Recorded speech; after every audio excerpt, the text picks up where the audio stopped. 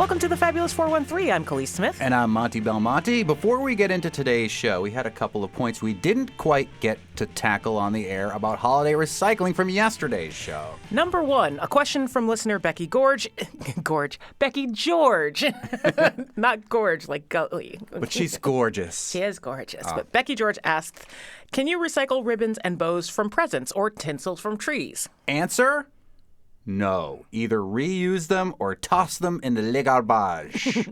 And number two, in the surprisingly not recyclable category, is cardboard ice cream and frozen food containers. Seems weird and unlikely, but it's true. Anything from frozen food where the food touches the container, that container is not recyclable. That was a shocker to my partner last night. I had to tell him immediately. It was a shocker to me when I found out about that yesterday. Right. But see yesterday's podcast because there was a bunch of excellent information about what you can and can't recycle for the holidays. Yes, and we'll talk with them again at some point. But with that, back to today's show. Coming up, a DIY punk show to benefit trans kids coming to Florence. We'll talk with Kevin Schmidt about how punk rock is helping to translate gender. And we'll hear about a farm share program where you can get your standard veggies with your share, but where you can also get Christmas trees and pie. We'll talk with Lenita Bober from Blossoming Acres Farm in Southwick. But speaking of farms, yesterday on the show, we heard from Phil Corman of CSA, which is one of the organizing bodies behind the Massachusetts Farm Resiliency Fund, about the $3.3 million that public-private partnership that was initiated by Governor Healy's office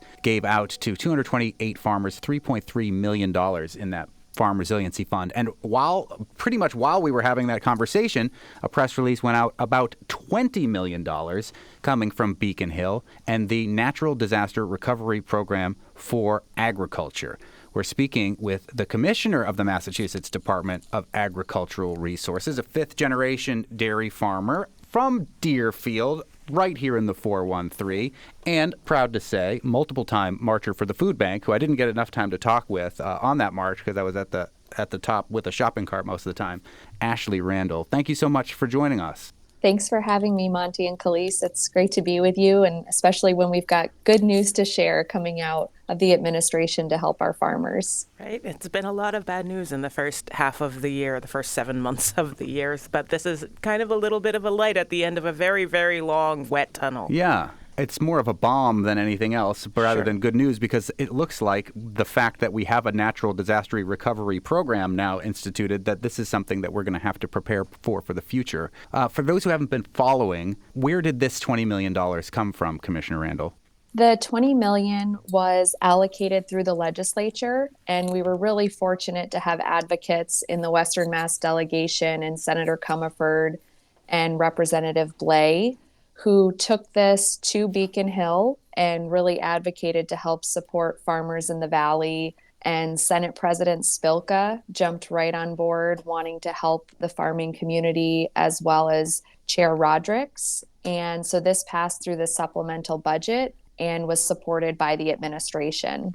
So the reason that it was just announced yesterday is, as some people may have been following too, the end of the legislative session, both between the Democrats and the very few Republicans on Beacon Hill, got a little contentious, acrimonious, hard to figure out. But once they worked out those details, this is how this money has now been allowed to move forward? Correct. Mm-hmm. And we were fortunate. So back in August, this had been advocated for. And in September, we were able to stand up the program, understanding that it would be a $20 million program. And our department, having never been able to provide this opportunity to farms before, really worked to create an equitable program where we could meet the needs of as many farmers as possible across the state. We know how the Farm Resiliency Fund released its funds for farms. Like, it was kind of a no questions asked. Like, the first round was a blanket 10 grand, and the further tiers were based on need. How was this particular fund allocated to the farms that were involved? Sure. So for our program, we looked at the range of crops that we knew were impacted across the 3 weather events. And that's a difference too from the Mass Farm Resiliency Fund, is that was meant to be a quick fund to go from flood to fund response in less than a few weeks and really address the needs in Western and Central Mass from the flood impacts. Our natural disaster recovery program covers the February 4th freeze impacts, the May 18th frost, and the July 10th flooding and ongoing flood events that occurred throughout the summer. And so we knew that it was going to be a broader universe. So when we looked at developing our application, we tried to look at the most common crops that we had heard were impacted and make sure that there was a fair market value assessed for those crops, and farms could receive up to $350,000 in terms of direct aid. When we launched the program, the response was tremendous. And we recognized at the end of it that there was over 65 million in crop losses that farms had incurred across these three weather events. And for our program specifically, we received 42 million in requests. And some of that is because farms had crop insurance or GoFundMe's or the Mass Farm Resiliency Fund to help fill in the gaps for funding. So we were able to fund about half of that 42 million in requests. We're speaking with Commissioner Ashley Randall from the Massachusetts Department of Agricultural Resources, MDAR, which is in the Mustafar system. I have to make a Star Wars joke about MDAR as an acronym all the time. You mentioned that this is $20 million, which is not an insubstantial amount of money, but that there was still so much greater. Do we feel like the mix of insurance and the other funds has covered the losses in its entirety? Would there be another round of funding to help continue to cover the losses of this past year? I think that we were able to cover a significant amount of the losses.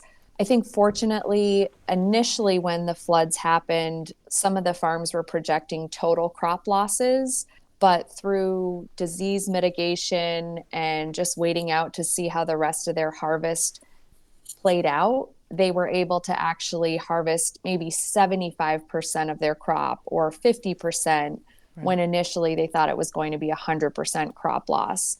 So I will say that in terms of the fund and other funding sources, and certainly the Mass Resiliency Fund was critical in those first few weeks and that first month after the weather event to be able to help cover labor. And so farms wouldn't have to lay off employees if they didn't have crops to harvest, but they still had work on the farm to do. So that really helped to fill in the gap in the short term. And we recognize that with infrastructure and other areas that farms may have lost, they want to be able to now look forward and plan for next year in terms of their resiliency, and our fund can help them through that effort. Along those lines, our cohort in the newsroom, Adam Frenier, is asking if there is any part of this fund, the building thereof, that is helping farmers plan for these disasters happening in the future. So through this fund, it's really raised the role of the climate crisis and how this is going to impact farms and our agricultural community and local food system for years to come. The climate crisis is here, and it's, as we've seen this year, more extreme than ever in terms of the weather impacts. So what we've looked at the administration level is how our policies can better assist farms going forward so they are more resilient and they can continue to farm, just maybe in a different way. And a lot of it is creative solutions. And through our grant programs, for instance, we have a climate smart agriculture program at the department that can help farms with anything from irrigation systems in years when they face a drought, or for years like we saw this year, it may be frost prevention for orchards. And local farmer Ben Clark will tell you that he may be using some of his funds to look at those preventative measures going forward. And I think that our fund is able to fill the gaps for resiliency that farms haven't been able to do before because we haven't had a program of this type. So it's an opportunity for us to look at our programs and how we can adapt them as we move forward to support the farming community in these times of crisis and climate change. We're speaking with Ashley Randall, the Commissioner for the Mass Department of Agricultural Resources, about the $20 million to farms impacted by severe weather throughout 2023 in the new Natural Disaster Recovery Program for Agriculture. This, as you mentioned, Commissioner, was part of a supplemental budget. We've seen a lot of initiatives begin as supplemental funding or maybe a grant initiated from the federal government, things like the Healthy Incentives Program, the state-level idea about universal free school meals, and have seen those things be built into the overall state budget after a course of several years. Given that we're not anticipating that we will have fixed the planet by budget cycle 2024 or budget cycle 2025, are we anticipating that this natural disaster recovery program is going to be part of state government going forward? Through our colleagues in the legislature, there have been conversations about setting up a potential trust in the future to be able to build up this funding and have this as a tool in our toolbox for when we do have to deal with these type of events in the future. And hopefully 2024 doesn't present this trifecta of challenges again for farmers. But we're all having these conversations at the administration level, at the legislature level. And I would also say in the private sector, when we look at the businesses and organizations that support farms, and the Mass Resiliency Fund, where you have that public-private partnership to figure out ways going forward that we can have these funding sources should we need them in times of crisis. Coming up, how many of these farms receiving the $20 million in funds from Beacon Hill are in the 413, and do they have the cash in hand? More with Massachusetts Department of Agricultural Resources Commissioner Deerfield's Ashley Randall. You're listening to the Fabulous 413 on 88.5 NEPM.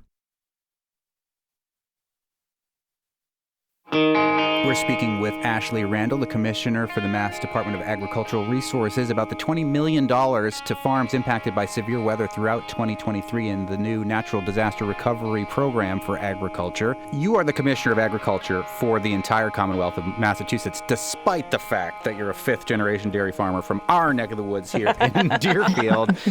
This has gone to 347 farms, this $20 million, throughout the Commonwealth. Is there a percentage breakdown about, Western Mass versus Central versus Eastern Mass, about how much money or how many farms are in which location that received this money?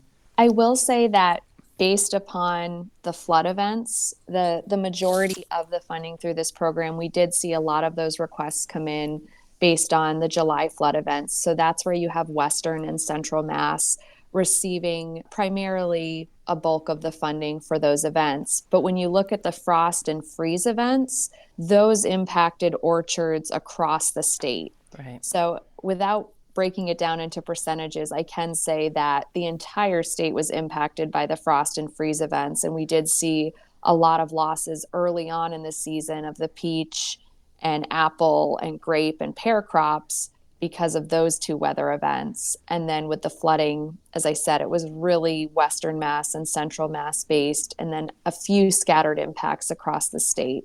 Looking at the list of farms that received funds through this, and noticed a couple of cranberry farms. And I'm like, I wonder what the effect was on cranberries, because I have no idea. Yeah, you kind of want to flood cranberries, but maybe not at the particular time that they were being flooded. And maybe if they were flowering, maybe, I don't know how their flowering process worked, but maybe the frost was the thing that did them in too. I'm just curious.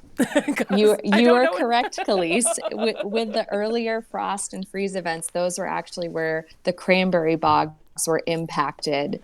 And when we talk about some of those preventative measures where you need certain temperatures, right place, right time, as well as when you flood the bogs or have those preventative frost measures in place, sometimes it's hard with either equipment failures. If the temperature drops too quickly, that may have an impact on the bog owners being able to provide that resilient atmosphere for their crop. And so that was what we saw with the cranberries this year. With this $20 million to these 347 farms from the Natural Disaster Recovery Program from Beacon Hill, Commissioner Ashley Randall, are these funds restricted in any way? Can they be used on anything the farm may have needed? Did they need to specifically spell out what they needed after the disasters? Or how are these funds going to be allocated individually farm to farm? These funds are at the discretion of the farm. So in their application, they indicated to us what their crop losses were. And now for them, it's the ability to have the flexibility to be able to use the funds, whether it's to cover labor costs, whether it's to rebuild lost infrastructure, plan for next season, and potential mitigation equipment that they want to purchase, whether it's an irrigation system. The opportunities for this program are great because it is flexible and it is direct aid to the farms. What's the most one farm received versus the least? Was there a benchmark, like you couldn't apply for more than X amount of dollars? So the maximum award amount that a farm could receive was $350,000. So some farms did have millions in crop losses based on the timing of the season and their acreage amounts. But in terms of a minimum, some farms that may have been smaller scale or had one crop that they lost, we awarded a few $1,000s. But for those farms, we recognized whether it was a small farm or one of the ones that had larger impacts, they were greatly appreciative of having this ability to use the funds in a flexible manner. Did anyone receive that full 350,000? And if so, are they from this area? You don't have to necessarily mention them by name, but are there farms that are that large that lost that much individually here in the 4 counties of Western Mass? Yes, there are several farms. When you look at the different industries and the markets, there's so much support in the Western Mass community for local farms. And a lot of those market channels were disrupted because farms that grow sweet corn or potatoes and they're selling to Big Y or to UMass Dining Services, a lot of those crops were impacted. And so it was significant losses for them and their total volume that they were able to ultimately sell.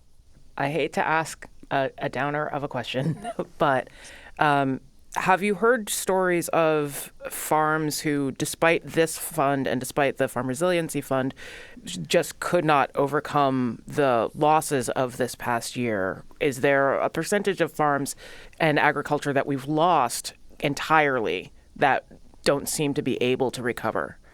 To my knowledge, I have not heard of any farms that are not continuing into next growing season because of this year's impacts. Oh, that's good. So that's a positive, not a negative question at all, Khalees. Okay. Actually, it was a good setup to say that through these funds and just through the overall resiliency and determination of our farming community in Massachusetts and how they all pulled together to support one another, which I think is really unique to the Commonwealth and across the country, is how farmers supported each other through these natural disasters so that they all could survive into next season and be able to continue on with their farming operations. Oh, good. Yay. That is good news. The press release about this $20 million in disaster relief just came out yesterday. Commissioner Ashley Randall from the Mass Department of Agricultural Resources. Does that mean the checks are already out too? Or is it just the press release and the checks are forthcoming? Do the farmers, these 347 farmers, already have access to this cash? So I'm pleased to say that because of the volume of contracts, as of last week, we were able to start notifying farms of their awards. And we already have over 100 contracts that have been signed. So about a third of the contracts. And we've already made about 25 payments to the farms to be able to start spending as soon as they received their check. So the funds are already going out, and I know the farmers have plans for what they would like to do with the funds as soon as they receive them. Has this sort of unprecedented climate year encouraged your department or other parts of legislation to maybe build more of like either a committee or groups to specifically look at some of the climate things that are affecting agriculture in order to help you and the state provide possible relief for things that might arise? Absolutely. At the department level, we started an internal climate task force, and our team has representatives from each of our divisions who can offer a unique perspective to the climate crisis and climate change. And so we meet on a monthly basis to look at our programs and policies as well as other states and federal policies to see where there's areas that we might want to see changes or amendments made so they are more responsive and more reflective of Northeast farmers and our Massachusetts farmers. One example I would say in talking with our colleagues in the legislature and the administration is when we talk about crop insurance. And some industries, based upon the type of crop that they're growing, have very responsive crop insurance. But in Massachusetts, our farms are very diversified. And so crop insurance typically doesn't benefit them. And we saw that this summer because they are so diversified that they don't get adequate coverage when they do have crop losses. So looking at USDA and the opportunity through the Farm Bill to be able to update crop insurance so it is more reflective of our industries here in the state is one critical area that both the legislature and the administration has identified that would be beneficial to our farmers. Before we let you go, Commissioner Ashley Randall from the Mass Department of Agricultural Resources, we started this conversation by saying that you're a fifth-generation dairy farmer from Deerfield. You're the first woman to be in this role as the commissioner. How did your family's farm fare in 2023 with all of the climatological disasters that we experienced? This is a great segue because there's a lot of livestock farms on this list. Yeah. And I don't think anybody's really thought of how the events of this year actually impact those farms as well. Yes, so that's a great question, Monty and Khalees. I will say that personally at my family's farm, some of our grazing pastures were flooded out. So that's a critical source of feed for our animals that we have. And for many of the livestock farms that you see on the list, they have corn that they feed to their animals as well as hay that either the corn crop was a total loss from the flood events or their hay fields they couldn't access because we would see a few dry days, but not long enough where then there was another rainstorm that would come through. So typically you hear farms talking about a third cutting or even fourth cutting. And this year, some farms only got a first cutting. And the quality of the hay feed was always a concern because there is that potential for mycotoxins from the rain events to develop once you harvest the hay crop. So livestock operations were impacted as well. So some of this funding will likely help the livestock farms in terms of purchasing feed to help their animals through the winter and into next year. Ashley Randall is the commissioner of the Mass Department of Agricultural Resources, originally from right here in the 413, talking today about the $20 million from Beacon Hill that was part of a supplemental budget that's there to assist farmers who had to struggle through all of the climatological events of this year nearly gone by with the new Natural Disaster Recovery Program for Agriculture. Thank you so much for explaining how this all worked and how the farmers are going to benefit from our tax dollars to hopefully make it through another growing season. Thank you, Monty and Khalees. I'm glad we could share some good news heading into the holidays. Oh, yeah. In the show, we'll hear from one of the 347 farmers who received emergency relief funds. But we're more excited to talk about their pies and donuts and how somehow, magically, that is available with their farm share. A local hero spotlight on the way with Lenita Bober from Blossoming Acres Farm in Southwick. Up next, DIY punk rock to support trans kids. We'll hear about a night of punk and stuff with Kevin Schmidt of Happy Fun Time Cult. You're listening to the Fabulous 413 on 88.5 NEPM.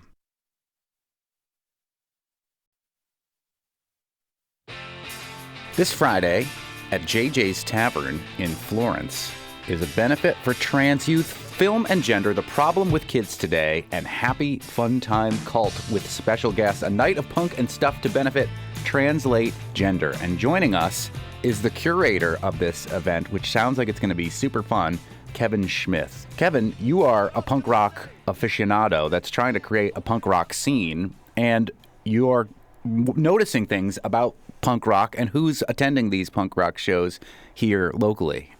Yes, well, I wanted to have a show, and I've been going to shows lately, and there's been a lot of more out transgendered people, and there's a branch called queercore, and it just seemed that there was a lot of, need for something. And I work at a school, so I asked around, and there was an organization that worked in the schools, so I wanted to have a benefit concert anyways hooked up with Translate Gender. It's a good organization. They have meetings for the parents who get together and they talk about, the troubles and tribulations and all that. And they also celebrate all the joys and happiness that their children are going through now, which, just 10 years ago probably wouldn't have even happened, Yeah, the Translate Gender's website says that they're rewriting access for trans, non-binary, and gender non-conforming people in relationship, family, and community. They are a 501c3 nonprofit, and they seem to do a lot of work, as you were mentioning, with family members as well as individuals. What have you seen that's changed about the punk scene in the area? Because, I remember going to shows at, the Red Cross and at the Barn in Amherst, my band doing shows in basements all around the valley. But besides seeing more out transgender people and more LGBTQIA plus folks on instruments and just rocking out, what have you seen change about the punk scene in the area? Well, it's kind of thin. Mm-hmm. I would like to start an organization where you could go, and if you got a punk band and you're looking for a show, you want to open for people, you can just go and put your name in and, hey, bang, you want to be in a show, bang. What's more punk rock than that? Right? Yeah, well, there isn't really there's not a lot of venues. I would like to eventually book 2 shows a month, at 2 different places. They got all those bluegrass festivals and stuff. Mm-hmm. I would like a loud music festival, I would like something for me. Right. I'm a little mad that the Dropkick Murphys played at a bluegrass festival. It's awesome, but they want $300 for tickets too, and I'm like, no. Yeah, they played at Fresh Grass, the bluegrass festival at Mass Mocha back in the fall. Right. Yeah. Well, I used to see them at Pearl Street. They would open for people. Yeah. Yeah. They're awesome band, but I'm not paying $300 for them. There's something about that is distinctly against it's the so core not of punk rock spirit. Yes. That's right. And we're speaking with Kevin Schmith, who is behind the benefit for trans youth happening this Friday at JJ's Tavern. Is Film and Gender one of the names of the bands? It is one of the names of the bands. Yeah. They're a 2-piece. Yeah. They're really cool. Okay, and then they're awesome. I went to a show and they were there. It was the first time I ever saw them. And first of all, there was, I think, 8 basses, 2 drummers, 5 singers at this show. It was the weirdest punk rock show I'd ever been to. They didn't have full bands. But Film and Gender came out and I'm like, what is this, man? A bass and a drum? And they just wiped the floor with everybody there. They're such a powerful act. Straight ahead, subversive lyrics and delivered with such beautiful sneer. They're really great live. And where are they from? They're from right around here. I think they're from Westfield, maybe. It's funny because the names of these punk rock bands are alluding to things that this benefit is for, and alluding to what you were saying, Kevin Schmith, about the ever queering of the punk scene and the gender nonconformity. That Film and Gender is one of the bands. The Problem with Kids Today, which I'm sure is something that these kids that are on this spectrum are dealing with from grown-ups. Tell us about that band, The Problem with Kids Today. The lead singer walked into a bar, and I was like, holy crap, that is a rock star, When you see their videos, it's kind of the same thing, too. Not so much in your face, a little bit poppier, but wow, are they catchy. They're super catchy, and they're about to come out with their debut album, too. It's going to be a pile of fun. They're great on stage. And this is all sponsored by the Happy Fun Time Cult, spelled K-U-L-T. Tell us about Happy Fun Time Cult. Oh, that's us. Yeah, I figured. That's us. I've been around the valley for a long time. I've been in a lot of different bands. It was time. I hadn't had a band for a while, and we're ready to go and offend people and have a good time. This event is co-sponsored by Platypus Records. How did you get them on board with supporting the event? I called Dave up and asked him, and Dave's a great guy, man. He's been supporting. We used to drop our tapes off, and he would sell them for us if he could sell them. Cool. If not, he'd give us $1 or $2. Mm-hmm. And he back in the day, he was the man. He's still the man. He's still the man. We've had him on the show definitely. before. Dave Whithouse from Platypus Records. He's a gem. Yeah, and he had that's where Mark Schwaber from Hospital and the Mark Schwaber and came from. And he's an awesome voice in the valley, too. It's time, too. It's time for music to come back. Live music needs to come back. Punk rock comes back when society is on a skid, and a lot of times we can help at least point out that we're on a skid. We're the voice of the voiceless, and it's time. So that's why I was trying to bring punk rock back. And it's nice to see all these other people who are thinking the same thing. These young kids who are out there, Film and Gender are grinding out show after show, in basements and in town halls and in libraries and stuff all over the place. Oh, yeah. That's amazing. I'm too old to do that now. So you say, but I don't know. I'm still up for carrying my amp down stairs that are way too narrow for it, because there's something about the energy of basement shows and like shows in places you wouldn't necessarily expect that is unlike being on real stages. There's just something about the DIY of it that's really invigorating. Sure. Yeah. I mean, I remember but if there used to be a place in Northampton that they used to have, those row houses out in back of Joe's. Mm-hmm. Yeah. There used to be an attic up there, man. I saw the Hutus play up there, and it was amazing. It was dangerous though, because everyone kept slamming their head into the roof. The moshing was a little rough. Yeah. Yes. Same thing in like Holyoke and Chicopee too. Like where the Cubit is now was a warehouse where the second floor used to be like performance space. Yes. Oh, also I wanted to mention that Porch Rat will be playing between sets. I found an acoustic rocker to come and play between sets, so it's a little something different.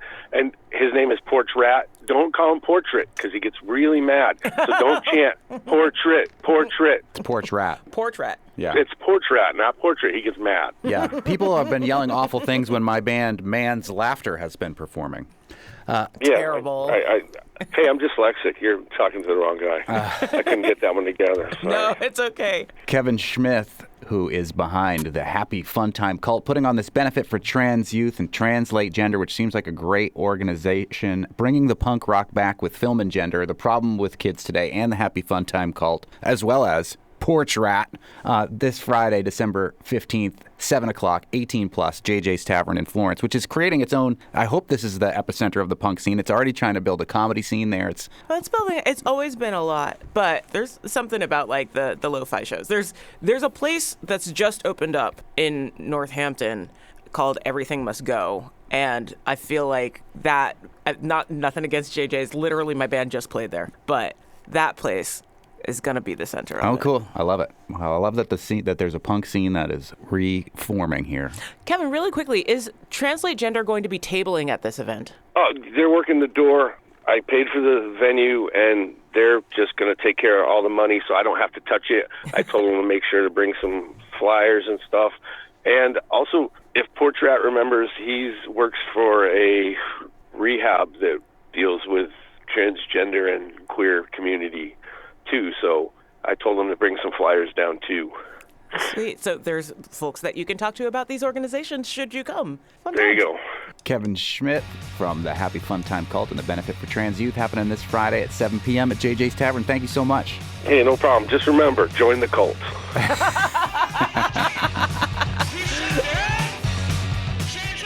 Up next, we're all for getting veggies with our farm shares, but veggies plus pies and a Christmas tree seems like the best of all the holiday worlds. A local hero spotlight on the way with Lenita Bober from Blossoming Acres Farm in Southwick. You're listening to the Fabulous 413 on 88.5 NEPM. Do people joining your CSA ever request crops for the next year?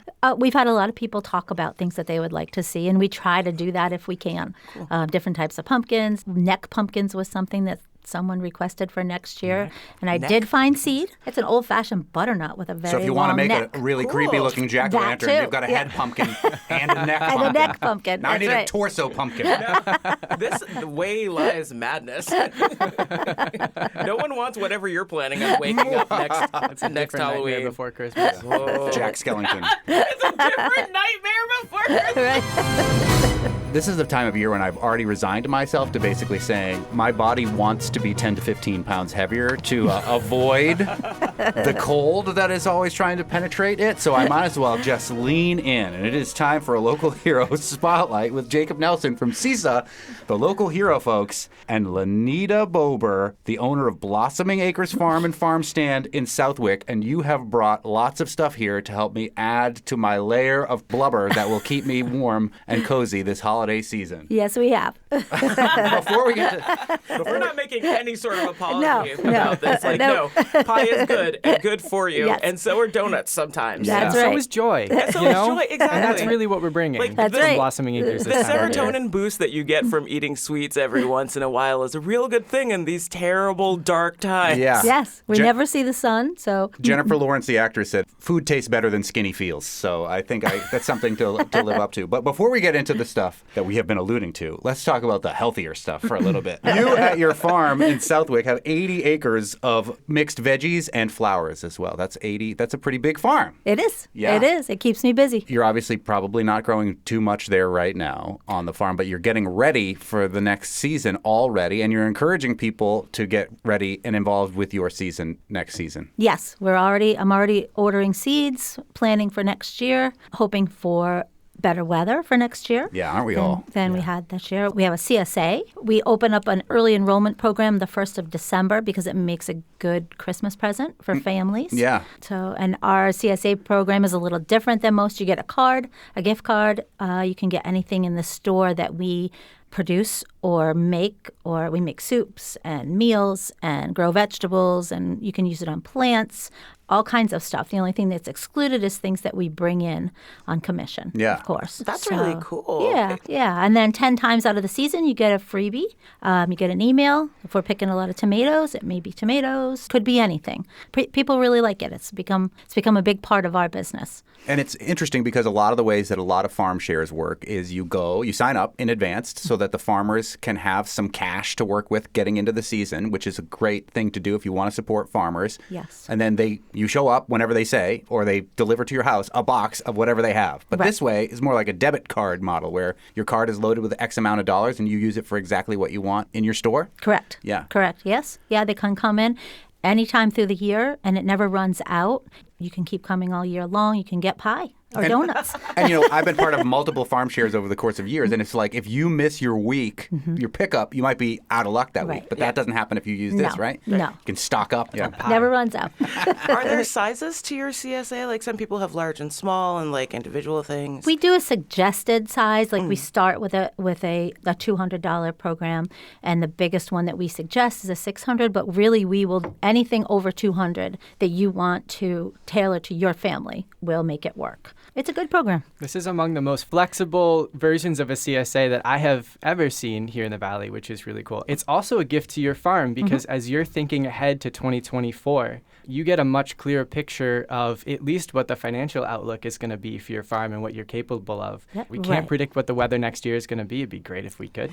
But we can predict this, and that's pretty cool. Yeah. Oh, yeah. It's a win-win for sure, for us and for the customers.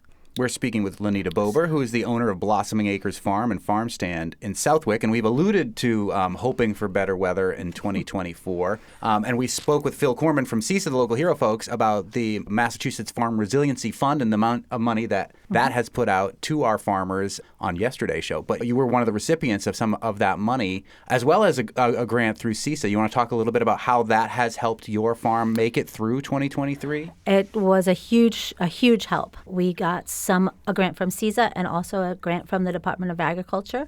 It was the wettest year that we've ever seen.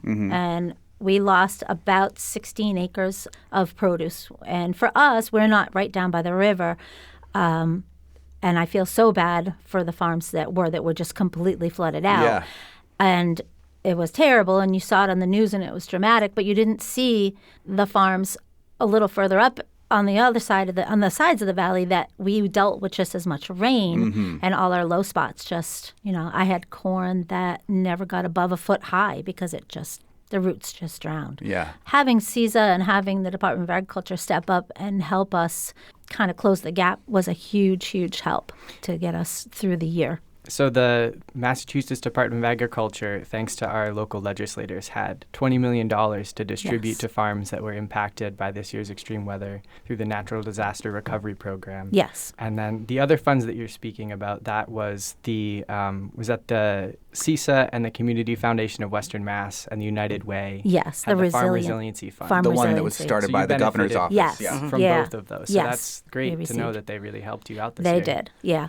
It was huge. It And was, good to know that they dovetail the way that they intended them to, which is really nice. Different paychecks rolling out Right. different times, Right. and some very early on before the legislature had figured out what they were going to be able to do and allocate from Beacon Hill. And yes, so exactly. It was a huge sigh of relief for me.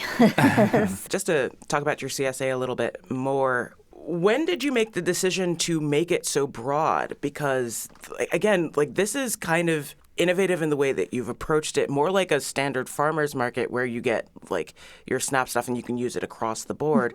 But like other markets that have other products don't necessarily offer them on the same playing field as this. When did that change come about for your CSA? Well, the first CSA that we did was for an insurance company where we packed up the boxes and we brought them to the insurance company and dropped them off. And then it was a lot of work every week to put all those boxes together. And we do 2 farmers markets a week on top of the stand. So when we thought about a CSA for the store, just to think about packing all those boxes got a little overwhelming. And then I started to think, and I heard people say through our other CSA, well, I don't like kale or I don't like broccoli. They wanted some choices. And that's when I kind of came up with the idea. And I had heard about some other places starting to do this type of thing. So we came up with this program, and people love it. They can get what they want. They don't have to take what they don't like.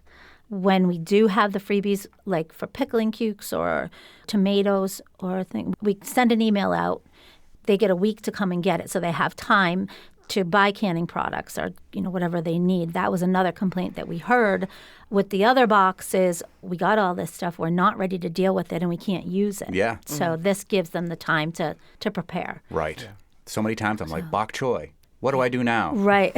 Right. You make kimchi. I don't have time for kimchi. That's exactly the thing. A lot of things. Yeah. So let me just get this straight, Lenita. You've created a CSA, a market-style CSA, with this charge card that you could use on kale or these cider donuts that I have in front of me. Absolutely. People still actually get kale? Not usually. More donuts. No, I'm gonna pass a lot of around these You vegetables. have to get donuts for us to both taste so now. that you can balance yourself out. And that's the part that I think is like most fascinating. Like the stuff from your bakery, the stuff from your deli is available to this too. And that's wicked cool. Oh, Yes. they The look awesome. Jacob didn't take a donut. What's up? It's coming around. You want to split coming one? around. Jacob's not going to. It's fine. All right. Thank you. I had one earlier. So. As we are making lovely mouth noises, enjoying these cider donuts. This is not. Maybe you could tell us a little bit, Lenita, but what else if we came to Blossoming Acres Farm Stand in Southwick? What else we would find besides all these lovely bakery treats? So in the spring, you'll find bedding plants, hanging baskets, vegetable starts, a lot of veggies. This time of year, we have Christmas trees, we have wreaths, we have pottery from local. We try to get a lot of local crafters for the Christmas season. Pottery, soap, lotion, whatever we can get that's local or as local as we can. Just trying to highlight the area a bit. Yeah. So potentially, if you still had money left on your card, you could buy your Christmas tree with your CSA You could. money. That's amazing. Or not do any baking for all the events you might be Yes. going to, and Yes. coming to the Blossoming Acres Farm Absolutely. and getting pies. Yeah, Yeah, because You there's have a giant list of possible pies that you can order to take home. Hanukkah's underway right now, so you may be under the wire if you need a Hanukkah pie for some reason or another. But Christmas is still a couple weeks away. Yeah. Do you have to get them in by a certain time so that you're not cranking out like Santa in his workshop on the night before Christmas? Well, we do that anyway. But we take orders generally right up to 24 hours ahead. There are a few times where if we are getting low on one certain type of pie or what we need to make it, we may cut it off. But for the most part, we will take orders up to 24 hours ahead of time. All right. So. Should we dig into that pie, Jacob? I think I might have to. Well, first tell me how the cider donut was. The cider Yes. donut is so good. It's also got a tiny bit of like spice to to it. Like it's not a spicy donut, but it's not just straight up sweet. Yeah. It's sweet and spicy, and I like that. Yeah. It's not We too do spicy. sweet, No. which is awesome. Right. Also love that. That's Yeah. way too big a piece of pie for me. Well, it's 2 pieces, Monty, but All right. the spatula you got does not take just 1 piece out of the pie. We need to go back to Spatula City. Spatula City! Spatula City! We sell spatulas. That's all. And that's all. I'm going to have to do extra push-ups and sit-ups at Kung Fu tonight. Oh, It's still warm. boy. Liberating this pie. Is that what we're calling it? I don't know how I feel. I don't know why I'm struggling to get it out of the pie plate. Yes, I am gonna Hang have a on there, tiny pie. taste of- I'll save you. Tell us about this pie, Lanita. Well, we make them with apples from Granville, Mountain Orchard in Granville. This particular batch is made with Crispins or what are Mutsus. They used to be called Mutsus, and now they've changed the name to Crispins, which are a yellow type apple, a pie apple. We try to use all pie type apples. Our favorite is Rome, which we also get from Mountain Orchard. It's an old variety. Oh, thank you. And this is apple crumb. Apple and apple crumb are our top 2 pies for the whole year. Springtime, strawberry rhubarb is the top. Yeah. So I'm pro apple crumb because it means that I can be lazy and I only have to make one crust. exactly. No rolling and fitting, no lattices, no nothing. Just get it in the tin and call it good. My 16-year-old Enzo has mastered the pie and the lattice and all that stuff. He's really good. Really? That's great. Well, I just had a bite of this, and I think I feel a little bit better about my struggles to get it out of the pie plate because it just melted in my mouth. Oh, yeah. And again, still warm. Doesn't get much better than that. Well, thank you. Anything else before we just stuff our face? There's an event this weekend. Oh, there is. Yes, Santa's coming this weekend. Yeah, let's talk about coming to the farm and using whatever's left of your CSA share, possibly getting a new CSA share and meeting Santa. Yes, we will be. Santa will be there on Saturday and Sunday. Pets are welcome. Leashed pets, Santa said, as long as they're well behaved.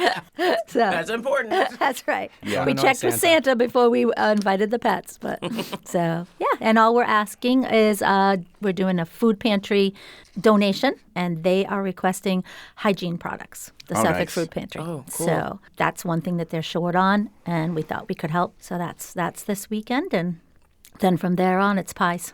It's not often you can get pies with your farm share or Christmas trees with your farm share, but that is one of the things that you can get at Blossoming Acres Farm and Farm Stand in Southwick. And we've been joined by Lanita Bobert, who's given us these wonderful cider donuts and pies to help insulate us from the cold weather, which is coming. And Jacob Nelson from CSA, the local hero. Folks, you can find out about all of our local heroes and all of the farm shares that will be beginning for 2024 by going to buylocalfood.org. A listener reached out and asked us to remind you that certain banks sometimes offer 0% farm share loans, where people get 6 months to pay back the farm share at 0%. So you might want to check in with your bank. If getting a farm share is something you're interested in, they might be able to help. Khalees and I were talking yesterday about holiday lights, and no matter what your particular traditions might be, this is the time of year where the light wants to return, and holiday lights of any kind can sometimes bring that light a little more swiftly. And I was driving on Wildwood Street in Greenfield, and somebody had this incredible tree that looks like it was taken right out of Dr. Seuss. It's the only tree in the neighborhood, but from top to bottom, it is got these crazy, huge, bright ornaments, and the whole tree is lit up. So It's like everybody in the neighborhood decided to put their effort on that one tree. And you know what? I'm not mad at it. It's so cool looking. we're going to share that picture with you. Maybe I can send. yes. Yeah, we'll put it on our social media. But We will. it begged the question: where are the best lights? And they might be in like your neighborhood or the neighborhood like next over. Maybe it's like that creepy house on the hill that you weren't sure somebody lived in, but all of a sudden for 1 month out of the year is just lit up like hotcakes. If you know where the best lights are around you, we'd love to hear about it. So we're not going to, be weird about going to people's houses, Yeah. but we want to see the cool lights. Yeah, we do. And we're not excluding like public displays either. Like Forest Park does a display that's real fun. And I remember going around to like our parks near like where I grew up, or not really grew up, where my family lives in DC, because I didn't grow up there, but where my family lives, and like just driving around to see their displays. And that's fun too. If one of those speaks to you, let us know about it. So that we can share the love of the light with our listeners. In these dark, dark days. Yeah, email us at thefab413 at any PM Send us pictures, too, not just voice memos. We want to see if you have a chance to take a picture of it. We'd love that. It would be very cool. Tomorrow on the Fabulous 413, we'll talk with the cutest couple in nuclear disarmament. Northampton's Timon Wallace and Vicki Elson on the Nuclear Weapon Bans Treaty, how they worked with Congressman McGovern to testify on its behalf in front of the United Nations and on Timon's new book. And how they found love by trying to stop the bomb. Plus, more on Jurassic armored mud balls, dinosaur footprints, and everlasting gobstoppers coming to Dino Fest in Greenfield this weekend. And more Word of the Year wannabes with word nerd Emily Brewster from Springfield-based Merriam-Webster. None of the runners-up have anything to do with Elon Musk this week, we think. We're pretty sure. I'm Monty Belmonte. And I am Khalees Smith. We will see you tomorrow on the Fabulous 413.